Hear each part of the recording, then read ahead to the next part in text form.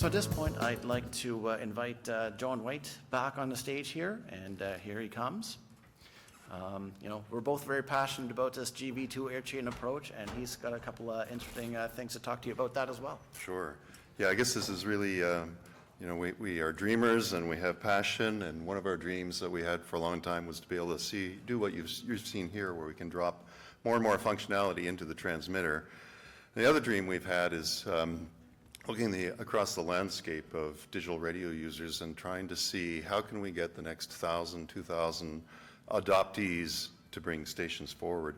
And that's been a dream. How do we make that easier? And we're going to talk a little bit about that today. I guess the first part is a word from our sponsor, and when I say sponsor, all of our sponsors, the reason why we're all in this business, both as broadcast stations and as broadcast providers, is really the listeners. And what can we be doing that advances the experience for listeners? David Lair and Jeff Detweiler did a great job of kind of setting the stage of the work that can be done to improve that experience on the dashboard. Really a lot of worries. Some of the broadcasters we talked to today are worried about being diluted on the dashboard, and what can they do to make themselves more prominent. What are the opportunities for new content, new channels, languages? I know some of the stations we talked to are very excited about turning on advertisements. I think Jeff Detweiler showed the example of the station, the album art came up and then switches to an advertisement and trying to monetize that. So all those things have been feeding into this dream of how do we take those requirements and mate them to our desire to address that next group of users. And digital radio maybe doesn't fit for everybody, and it can be challenging to implement, or historically can be challenging to implement. You need a license, you need a digital capable transmitter, you need audio processing that can do more than FM, it can do the HD channels as well, importer, exporter, XGen, and you need funds to make all that happen. So today what we're going to try to do is, because we have a new facility, a new way of doing things with our Just Add Audio approach, we're going to make some of these numbers go away. So we can make the FM, not away forever, but to make them go away to do a trial. So we can make the audio processor go away, we can get the importer, exporter, XGen expense go away, and make a big chunk of that barrier of the $40,000, $50,000 go away. So this is what it's going to look like. It's called the HD Digital Radio Test Drive Program.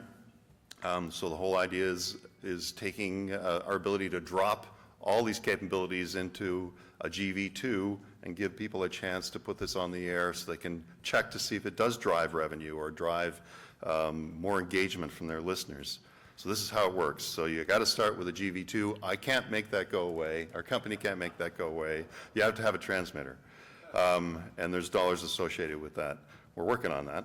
I don't know if we'll ever, our CFO will ever allow us to have free transmitters, but the next piece is you need a HD radio license. And maybe this is a discussion with Xperi. If someone wanted to try what we're about to talk about, is can they allow terms or something so that they can have some time on the air without making a big cash flow.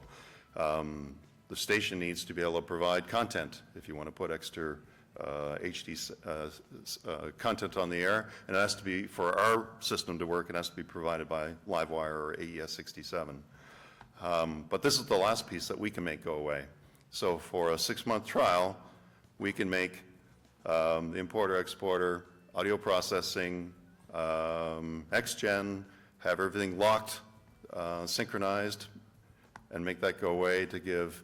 Basically, we'll keep the analogy of the test drive going, an unlimited mileage test drive for 6 months. And the whole idea is it gives someone, a station, a chance to test this in the market to find out what impact it would make for them. So, who would this be for? I don't think anybody who just bought a transmitter 5 years ago, 8 years ago is probably going to be a candidate for this. But for someone that maybe has got a FM transmitter that's aging out and probably should be thought about to be replaced, then this could be an option for them. And then I think the other part is the mindset of the station owner. Are they interested to see if there's revenue opportunities, new content that they can drive listeners with? You know, this concept we talk about internally sometimes, the idea that you could do a pop-up channel if you have the capability, and it's not going to cost you anything to add an HD channel within that 6 months period. Maybe you cover the state basketball championship or the you know, summer fest in the local area, whatever that might be. So those things become options. So that's it. That's the HD digital radio test drive. We're just announcing it today. It's an industry first that we can be able to offer this.